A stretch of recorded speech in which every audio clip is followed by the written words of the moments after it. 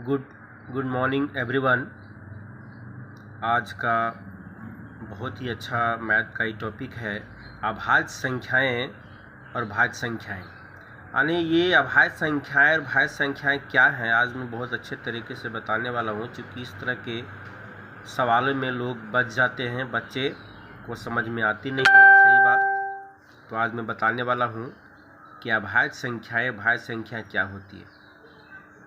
ठीक है, बहुत ही अच्छा टॉपिक है। आप वीडियो में अंत तक बने रहें, क्योंकि वीडियो में अंत तक बने रहेंगे तभी पूरी बात समझ में आएगी। इस तरह का सवाल पूछा जाता है और इस टाइप का इसमें किस तरह के सवाल पूछे जाते हैं, उन सवालों पर भी चर्चा हम करेंगे।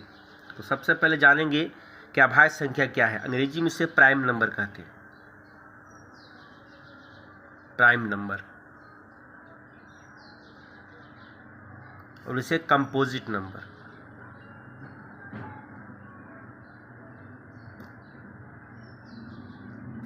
इसे कंपोजिट नंबर कहा जाता है। ठीक है, तो अभाज्य संख्याएं वह संख्याएं होती हैं जिसके केवल दो गुणनखंड हो। ठीक है, जैसे मान के चलिए आपका 2 है, 2 हम लेते हैं, 2 किससे किससे भागा लगता है?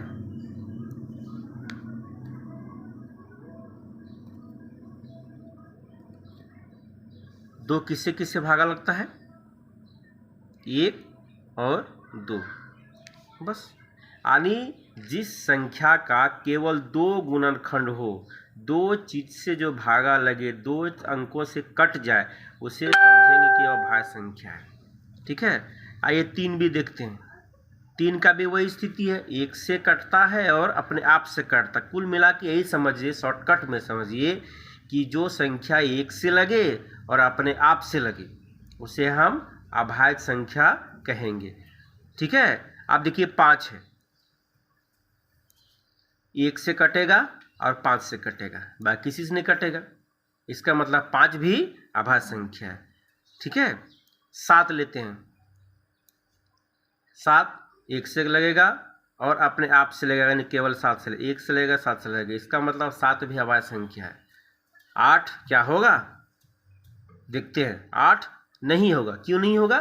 क्योंकि 8 में अगर 8 हम लेते हैं तो 8 आपका 1 से कटेगा, 2 से भी कटेगा, बस 2 हो गया।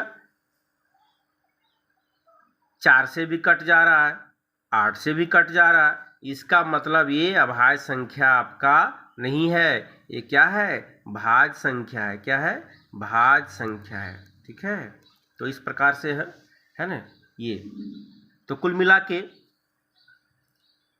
ये बात कहना पड़ेगा, इस बात के लिए कह सकते हैं कि अभाज्य संख्या जो वह संख्या होती है जो 1 से भाग लगे और अपने आप से भाग लगे, उसे हम अभाज्य संख्या कहेंगे। उदाहरण के तौर पर 2, 3, 5, 7। एक मजे की बात यह है कि 2 ऐसी संख्या है जो सम रहते हुए अभाज्य है, बाकी ऐसी कोई संख्या नहीं।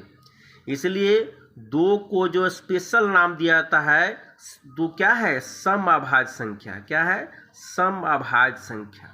बाकी जितना भी अभाज्य संख्या आपको मिलेगा सारा का सारा विषम संख्या है। देख लीजिए आप, 3, 5, 7, ठीक है, 11, 13, 17, 19, 23, ये जितना भी संख्या आपको मिलेगा सारा का सारा वो विषम है। लेकिन 2 ही एक संख्या है कि जो सम है। सवाल पूछता है कि वह कौन ऐसी संख्या है जो सम रहते हुए अभाज्य है, उसका जवाब होगा 2। ठीक है, इस प्रकार से हम अभाज्य संख्या के बारे में समझ गए। आइए थोड़ा अब चर्चा करते हैं भाज्य संख्या के बारे में, कंपोजिट नंबर के बारे में। तो क्या दी, यहाँ 4 लेते हैं तो 4 किससे कट रहा? बाकी इसका उल्टा जस्ट वही है, 1 से कटेगा, 2 से कटेगा, 4 से, माने 3 गो आ गया कटने वाला। यहाँ पे 3 गो, यहाँ पे 2 ही है, यहाँ 3 गो, इसका मतलब ये 4 हो गया आपका।